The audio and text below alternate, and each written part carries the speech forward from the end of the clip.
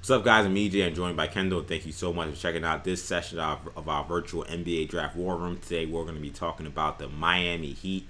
Kendall, the Miami Heat, they went on a remarkable playoff run, and now it's about, not necessarily, well, a little bit is a retooling, I think, this offseason for the Heat because they do have potentially a lot of turnover coming into the offseason with a lot of players out of free agency.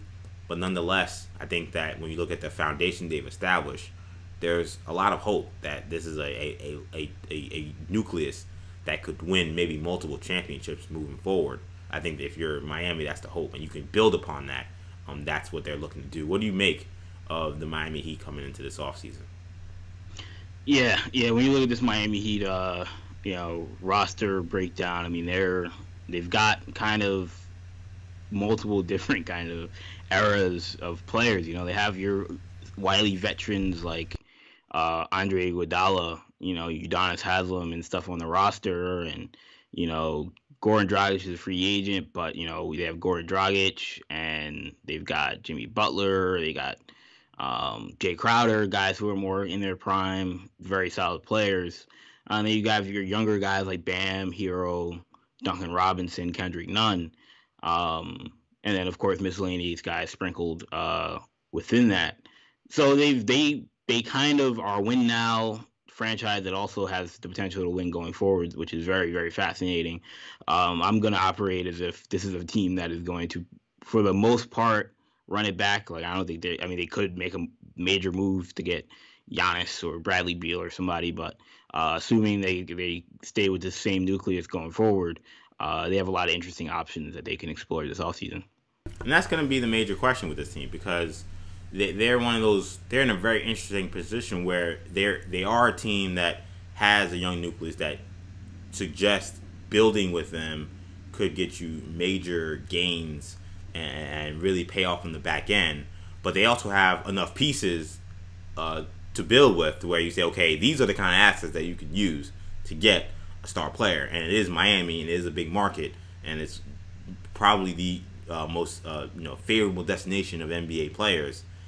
And Pat Riley loves star hunting, so it's gonna be a fascinating offseason, especially when you consider so much of potential roster turnover given their free agent situation. So let's give a quick breakdown for the Miami Heat. So they only own picks number 20. So we'll see if they do anything more than that, but that's the only pick that they have. In regards to free agents, they include Goran Dragic, who I think he's probably the biggest question mark going into this offseason. They also have Jay Crowder. Kelly Olynyk has a player option. It's about, I want to say, I don't have it written down, I think it's like 13 or 14 million. I lean towards he picks that up. Miles Leonard, also a free agent. Derrick Jones, I think, is going to be a key player. He's only making about $1 million, $2 million this year. He was on the minimum, and now he's going to be a free agent. He had a really good season. The Godfather, Udonis Haslem, it might be time for him to hang it up. You got Solomon Hill, Kyle Anderson, and Gabe Vincent, those two last players on two-way deals. And when it comes to team needs, it's a weird team because they kind of do a lot of things well. So it's not like anything really jumps out. But I did put interior scoring.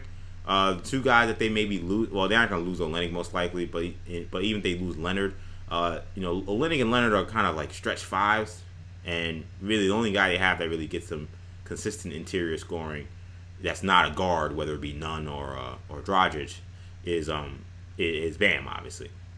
So maybe another guy off the bench who can come in and maybe get them some inside buckets.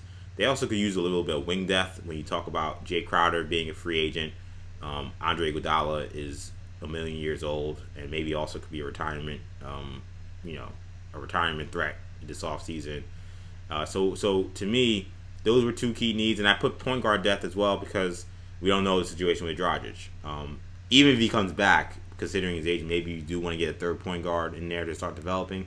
I'm not thinking you're going to sign Dragic to another 5-year deal. So Kendall, when it came to targets for the Miami Heat at number 20, who were some players you looked at? Yeah, the Heat at 20 are that's an interesting spot because for a team that is obviously has performed so well in the playoffs, you feel like when you're at, you feel like that's a team that normally would be drafting basically in the second round. 29, 30. But 20 is a spot where you can find some really good players.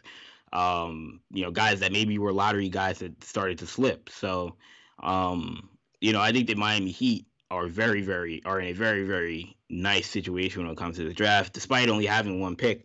The first player I would look at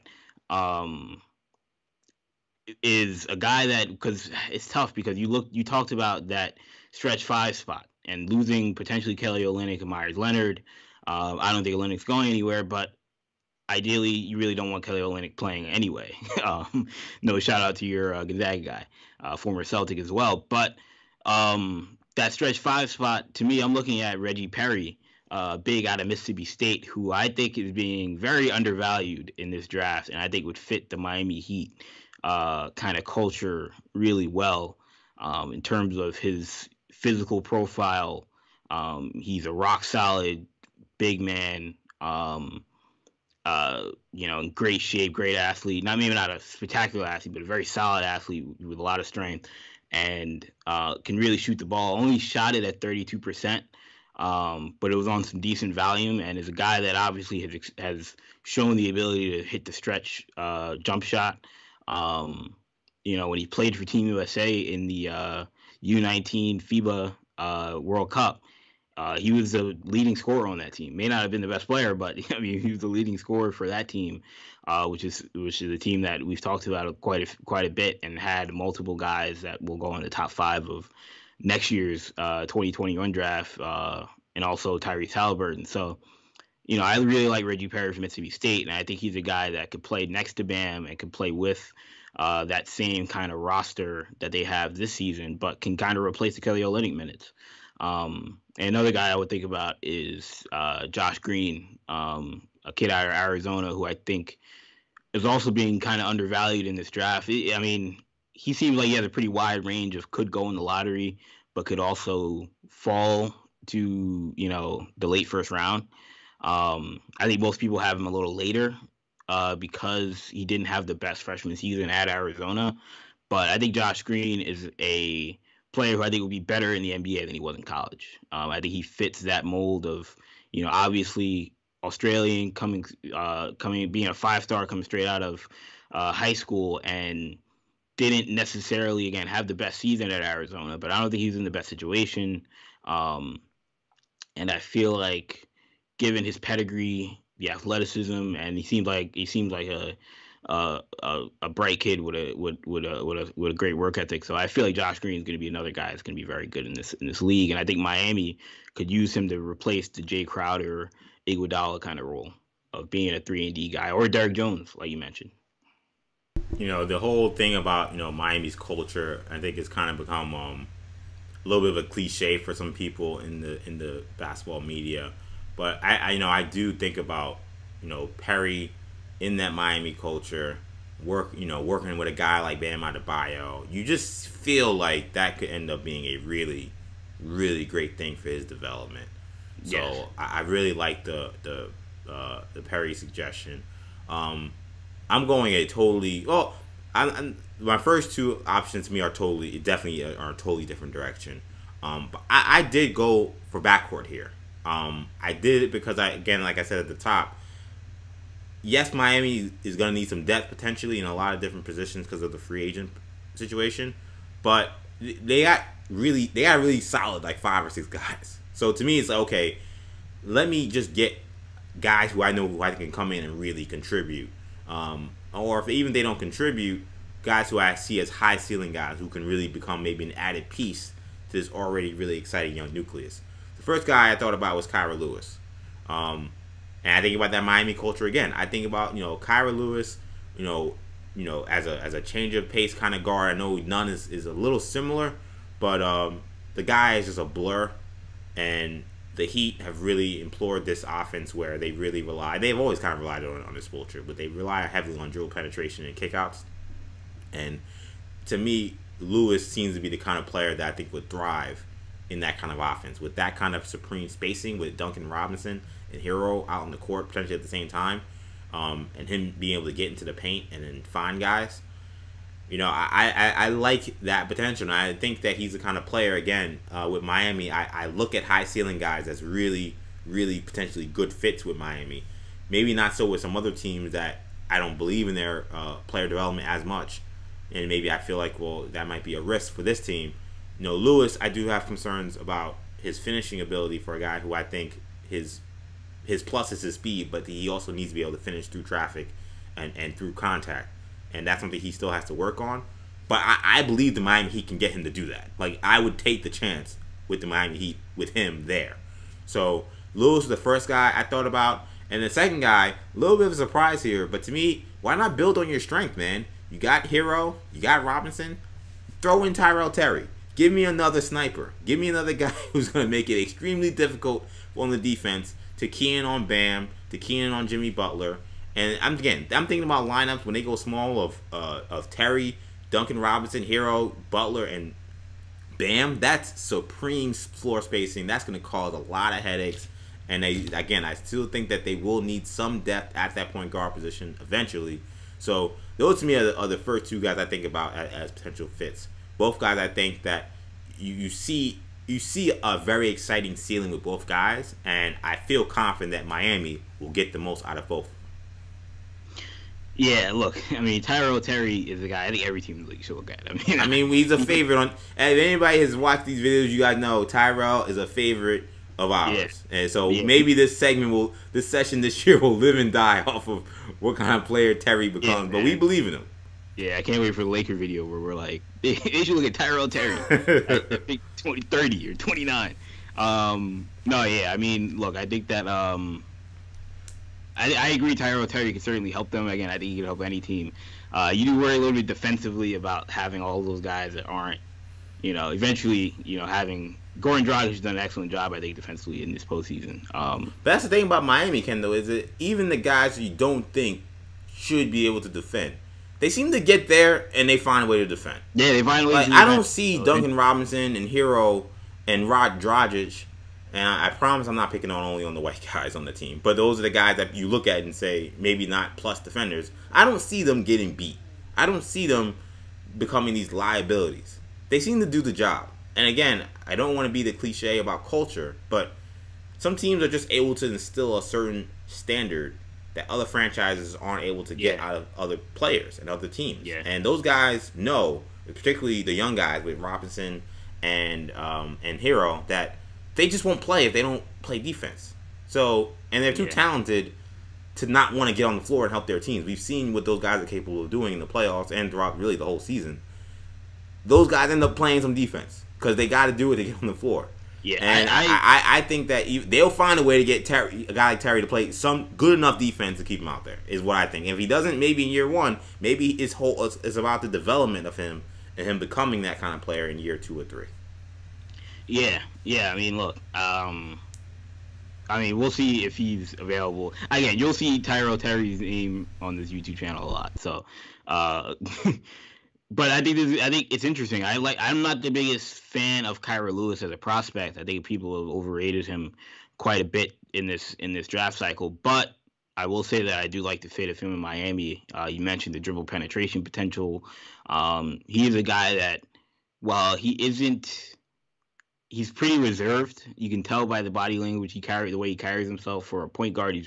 He's pretty reserved, but I think that he is a guy that plays very hard. And plays, I won't say with his hair on fire, but plays at a pace that I think that Miami Heat organization would like. The Heat in recent years, I like to think about a team's draft history, and the Heat have drafted guys. When you think about Bam, and you think about Justice Winslow, and you think about even Hero, guys that are, maybe not Hero, but especially Bam and Winslow, obviously great athletes. But all three of those guys had dog coming in. I'm about to say no soft guys in Miami. That's what I think you're trying to say. That's what I thought about. You thought about those three guys. And I think that's going to be a trend with this pick. And I feel like Kyra Lewis certainly would fit that bill. I think that there are quite a few guys that would actually fit that bill. I think Do you look at a Tyrese Maxey? You know, if he starts to slip, as being a guy that would fit. Obviously, you know, Pat Riley has Tyrese Maxey circled just for the fact that he went to Kentucky. But it'll be interesting to see.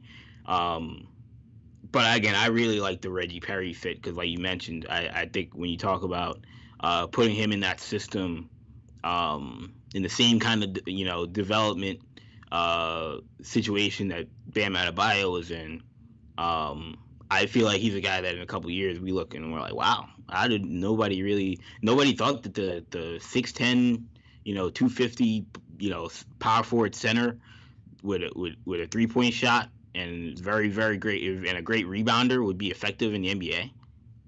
But he played at Mississippi State, was really out of sight, out of mind.